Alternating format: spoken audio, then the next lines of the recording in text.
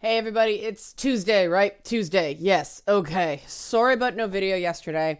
I woke up Sunday with a sore throat. I still might sound a bit weak today, but I think it's okay. I also managed to hurt my shoulder taking a carpet cleaner up the stairs, so it's been fun. But I'm going to try to push through for the rest of the week just because, yeah, can't lose content. And the ongoing fight over the Patreon jingle, I've decided on a compromise because someone said, I'll up my Patreon pledge if you do a different song. Well, somebody's going to complain about the song no matter what the song is. But with the holiday seasons coming up, once we get closer, because, sorry, Christmas before American Thanksgiving, too much. But when Christmas gets closer, I'm going to be doing some holiday-themed Patreon jingles, like with tunes to like, sorry, Christmas carols. So that hopefully will be fun. Give people a bit of a break from Patreon. You should become a member. Patreon.com/LeannaK. And I bounced so much my monitor is still shaking. That's fun. But this is one of these things that Patreon is for, because I have no idea what's going to happen to me. The last time I tried to talk about Mortal Kombat and characters I like and me not liking what they did to them, I got bombarded with hate and a lot of false accusations, which should not happen just talking about video games. But we'll see, okay? We'll see how this goes, because you guys know, anybody who's followed my channel for any length of time knows that Sindel is one of my favorite Mortal Kombat characters ever, right? Have loved the character since she debuted in Mortal Kombat 3, which I played when it came out because I'm older. But she's this little tiny character who killed people with her hair, and I thought she was cool looking. One of the things I liked about her was she was a don't judge a book by its cover character. She was a benevolent figure who, you know, had to be quite strong. She looked like this super scary, like, music video goth chick, but she was actually a very benevolent person. She was a good person. She was heroic. She died to save other people. Her original backstory was that once Adenia, I don't remember how it's pronounced, but Adenia was taken over by Shao Kahn, she was forced to marry him. And, you know, he adopted Kitana as his daughter. And she eventually killed herself to put basically a form of like blood magic, a protective spell on her daughter, because she just couldn't take like all the misery and all the stuff with, you know, Shao Kahn and all that stuff, which is kind of understandable if you've forced to marry a horrible, evil warlord who killed your husband. And that's what happens to rulers of a realm when Shao Kahn takes over. At least in the old Mortal Kombat, that's what happened. I believe her husband's name was Jared, Jarrod, and Shao Kahn killed him and took over and all that stuff. Now Sindel's got a new outfit and a new backstory, and I'm sitting here going, is this still actually Sindel? Is this still actually the same character? Because so much has changed. Okay, check it out. Here we go. Here's Sindel in a ridiculous outfit. Completely ridiculous. Yes, you've got the evocative of Shao Kahn clothing, or at least the shoulder spikes, because everybody likes his and her warlord couples to dress matchy. But here's her bio, okay? The former queen of Adenia will stop at nothing to keep her place. Threatened with the loss of her throne when Shao Kahn conquered her realm, Sindel betrayed her husband and her people to keep her privileged position. Now, as Shao Kahn's wife and queen of Outworld, she enjoys power and wealth beyond most people's imagination. She's basically Cersei Lannister in ridiculous cosplay. Look at this. Like, the thing that was cool about the original Mortal Kombat characters is the costumes were sleek and you could see people doing martial arts in them. You could see people actually fighting.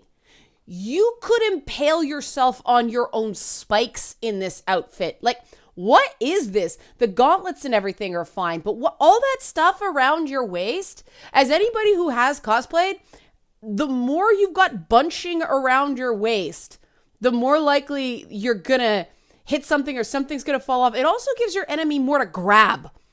When you've got, are those bows around her? What the hell is that? Like, it's everywhere. And the thigh high sort of things are very evocative of Ivy Valentine and Soul Calibur. There's a lot cribbed from Ivy here, but Ivy had a lot going on in terms of ties and everything like that. She didn't have fucking bows around her middle. I guess that's supposed to be some sort of riff on Asian dress, the belts on kimonos or yukatas. But what the hell? Like, there's just too much going on. And then your origin, I guess I should get a picture of what Sindel used to look like. I realized I'm assuming people are kind of not as familiar. Maybe the people aren't as familiar with the character as I am. So I'm going to get a picture of Sindel that everybody can see. Oh, come on, stop this. Just open image in new tab. There we go. Here we go. Here's the old Sindel that we knew and loved. Okay.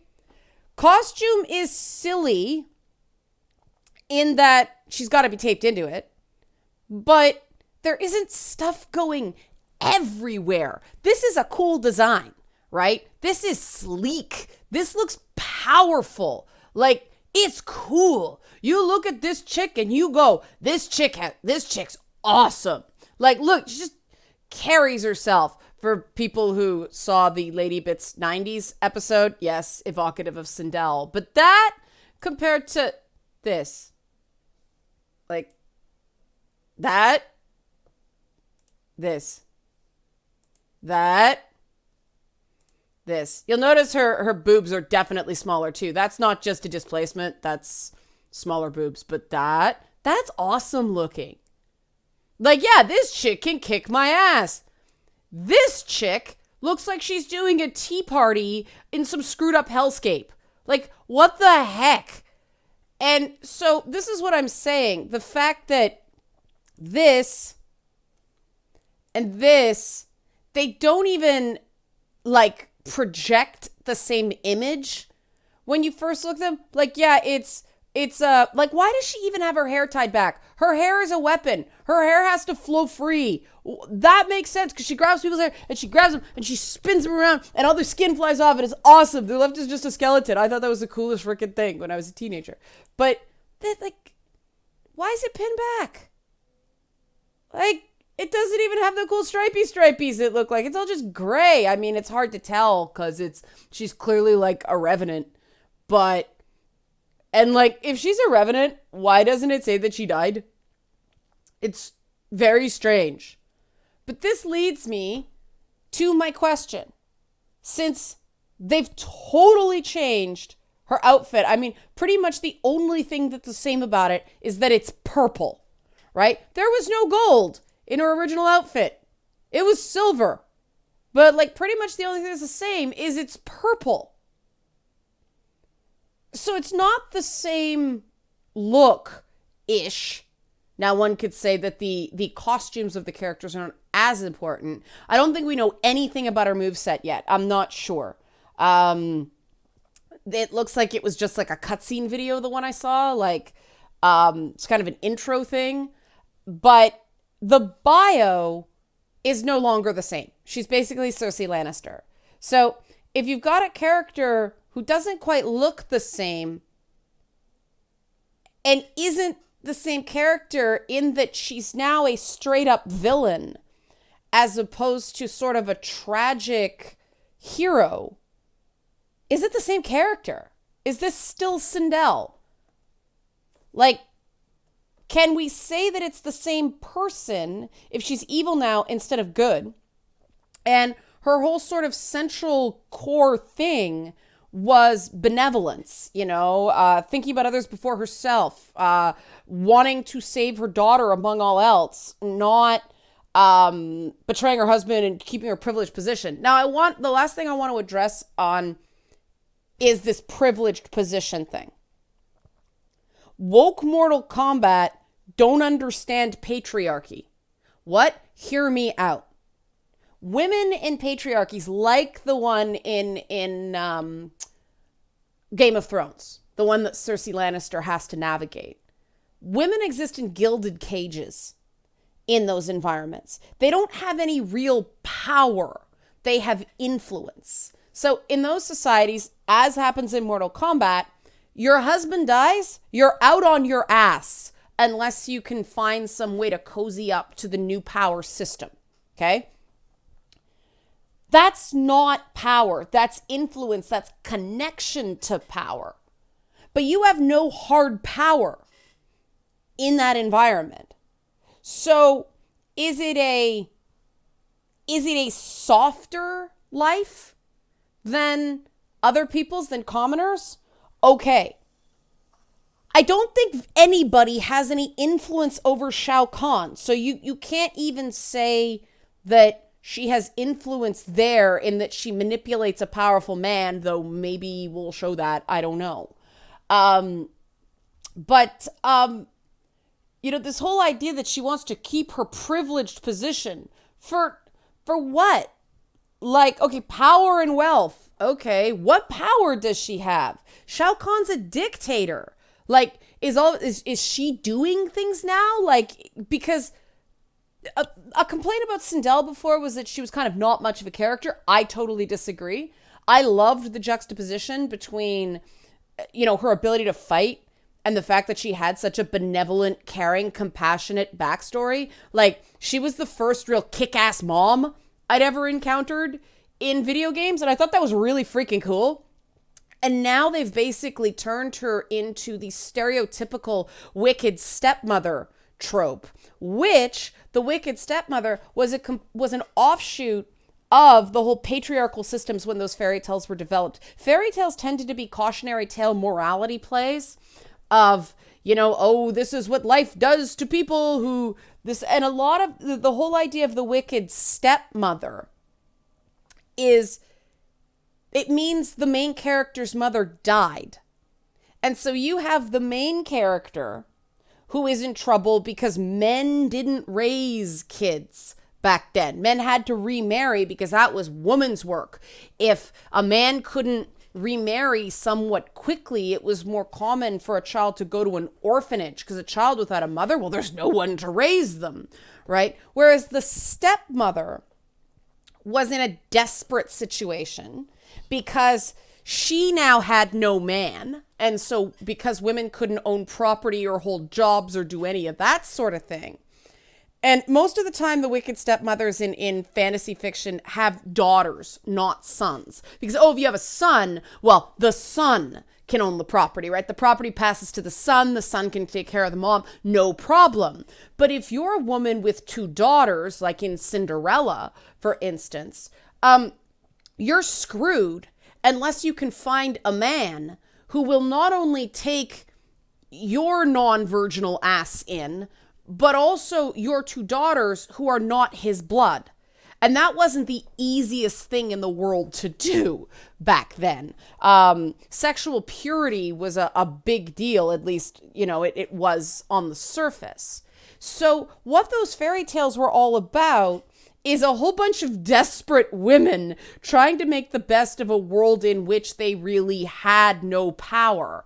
And if you notice in a lot of those fairy tales, the evil queen, you never saw a king.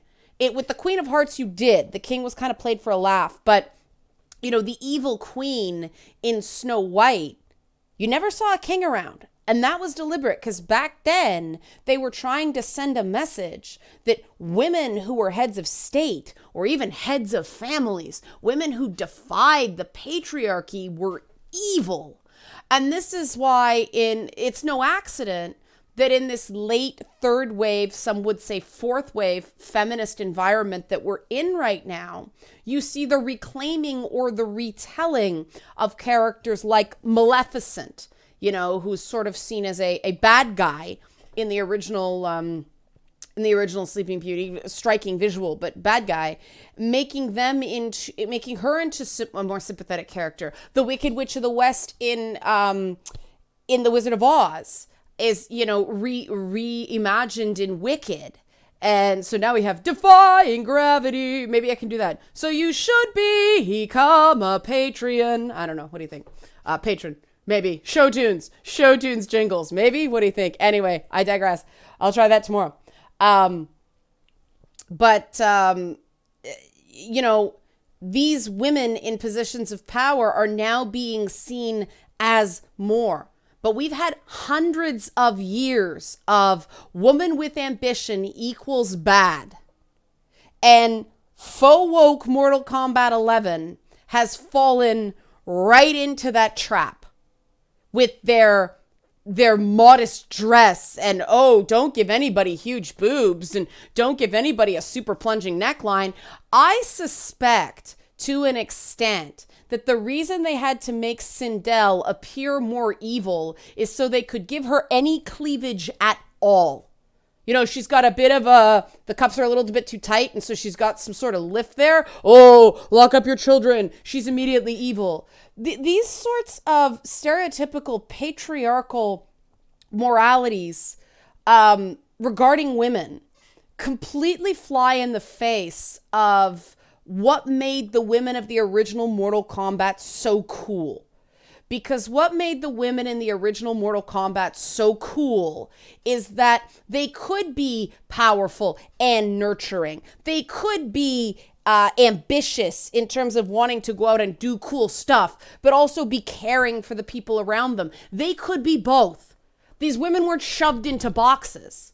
And now that we've got basically Sindel as wicked stepmother who's not a stepmother, you know, in this new timeline, we're taking a huge step back in terms of representation of this character. And, you know, the writers are doing the typical, you're gonna have to trust us, we have a plan. I am so sick of that coming from video game writers. These are origin stories. These are backstories. This isn't some kind of, you know, big reveal of, oh, Cade 6 might still be alive in Destiny. You can tell what I'm hoping for. Well, we may finally get an actual Alan Wake 2. You can tell what I'm going for. This is a changing of the character. And even if they go, oh no, she really was brainwashed after all, or this is a Sindel from another timeline, and now there's a Sindel from this timeline, so there's two Sindels, and one's good and one's evil, and this is just evil Sindel. They are still presenting a character that is more stereotypical, less interesting, less defiant of patriarchal stereotypes, and more in the patriarchal storytelling tradition of woman plus power equals evil.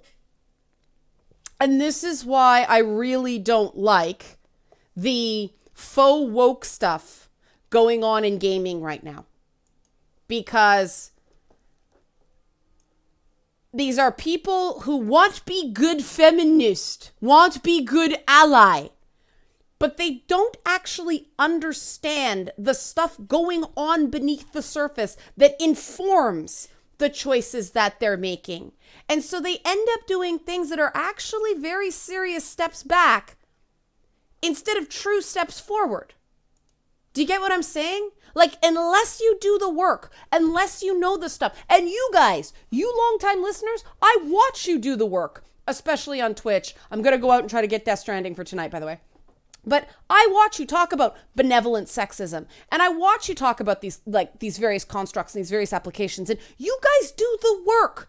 And you don't necessarily call yourself feminist, but you engage with the concepts, and that's fine. You know, you don't need to call yourself a scientist to find science interesting, or, you know, you don't have to be a computer programmer to use a computer effectively. You just have to have a basic idea of how this stuff works.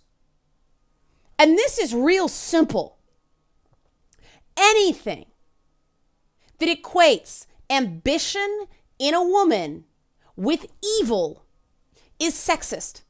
And it actually has real ramifications in the real world. I was checking to see if there's any cats there because Zelda was there a while ago. And Zelda's one of the most ambitious cats I've ever had. Be very careful what you name your pets.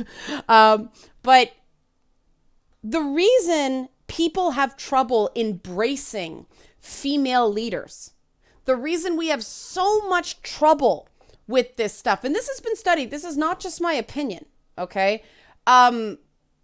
is that we have had hundreds of years, maybe even 1,000 years at this point, of this fiction, this literary tradition that immediately equates ambitious women who think they deserve to rule, with evil, with nefarious intent, with something wahaha going behind the scenes, right? And it's interesting because it actually took patriarchal monarchies to get the British over this stuff. You'll notice that there's a lot of Britain has had 2 elected female prime ministers.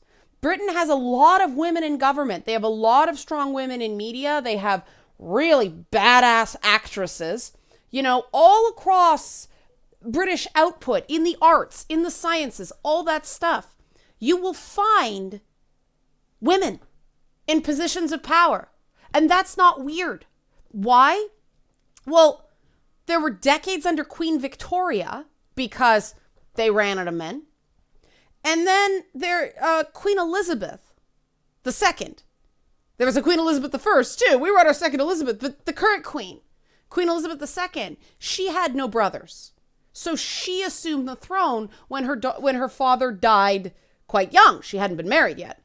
And so Britain has an example of a woman in charge.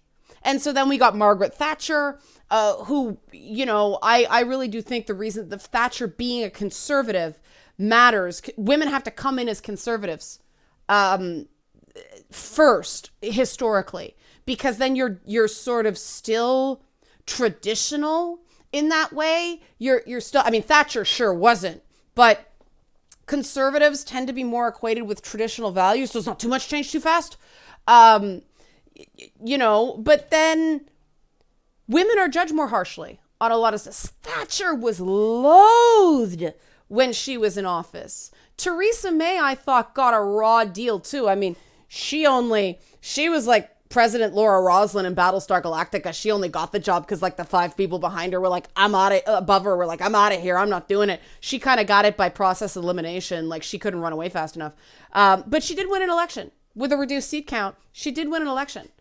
But Britain can do that because they were basically forced by tradition to have a female head of state. And so they were able to see the Queen as a benevolent figure. And now, I mean, the Queen's been very smart about, you know, the way Princess Catherine came into the family. They were very, very careful about it because they didn't want another Diana who couldn't, Fergie too, who couldn't take the pressures. They were much more careful about what the job is. And I actually have extended family. My stepfather's sister's kids, some of them work for royals or did work for royals. So I've got a bit of information on this. But you know, they're preparing these women, you know, the introduction of Meghan Markle into the royal family. She's been getting a really rough road, but it's extremely important. These examples of women in power, or at least women as figureheads, which the royal family is much more of. But now Britain's had two female prime ministers. They're fine. Like it's not weird anymore. It's not strange for a woman to be in that job. And our media matters very much because, and I'm not saying this makes you sexist, it's not the same thing. What media does is it normalizes stuff.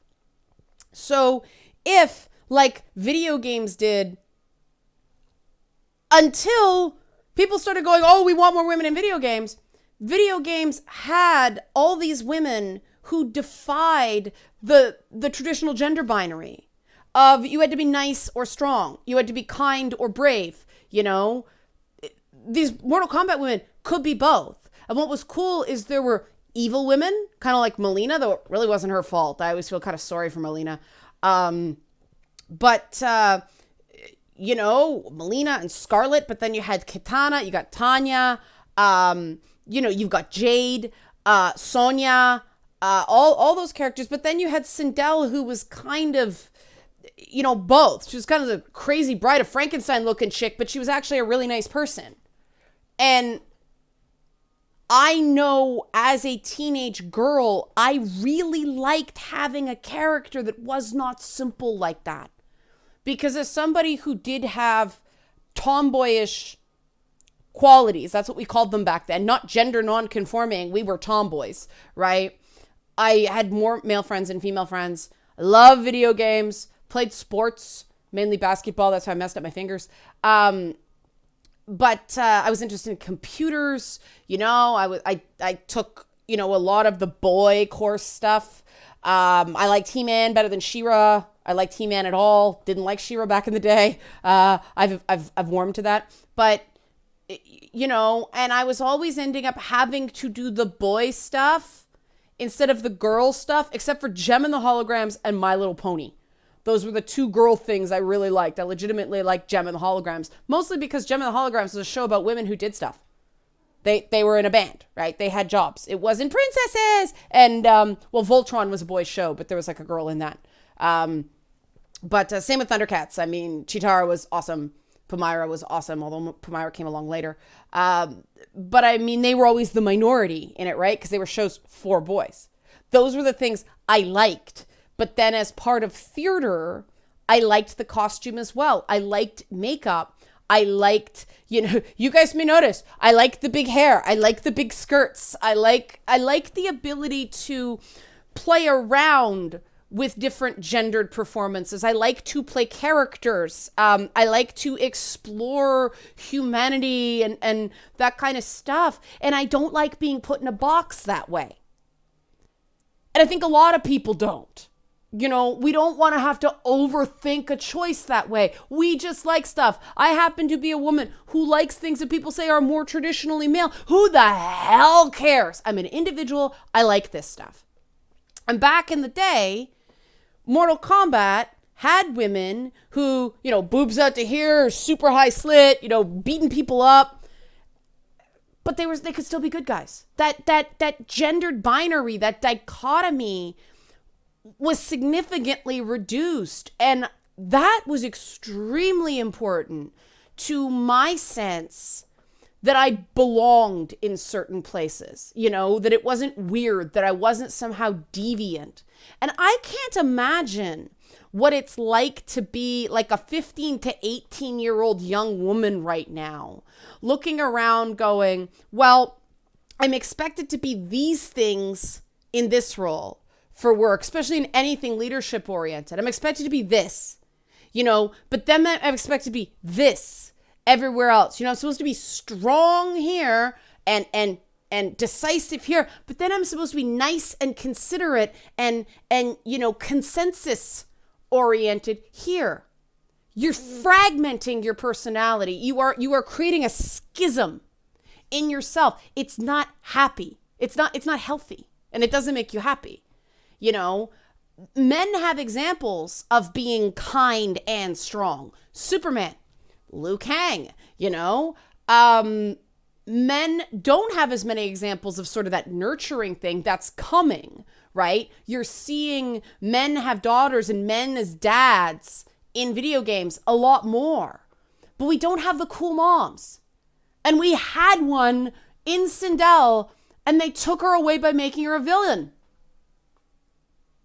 Bleh! Why? It was good as it was. You shouldn't take a uniquely special character, a character who has a very special place and a very special role, and twist her to suit your plot aspirations. That's cheap writing. Good writing is taking the character and finding a way to fit them in. That's why the Injustice and DC versus Mortal Kombat games were so awesome, right? So well written. Because they didn't violate the characters, putting them in the games. They wanted to make Superman a bad guy, or they had to find a reason that Superman would be killing. So they did something horribly tragic and like explained it. They didn't just wipe out Superman's entire backstory. He wasn't just a villain from the jump. Lois Lane got killed and he went kind of bonkers. They had to come up with at least some sort of plausible explanation as to why that would happen. That's good writing. This is just falling back into patriarchal safe spaces of women plus ambition equals evil. And in light of that, let's try this. Let's try this now. I think you should become a Patreon. Why don't you try becoming Patreons? Because we will have some fun. How's that? All right. Thanks for watching.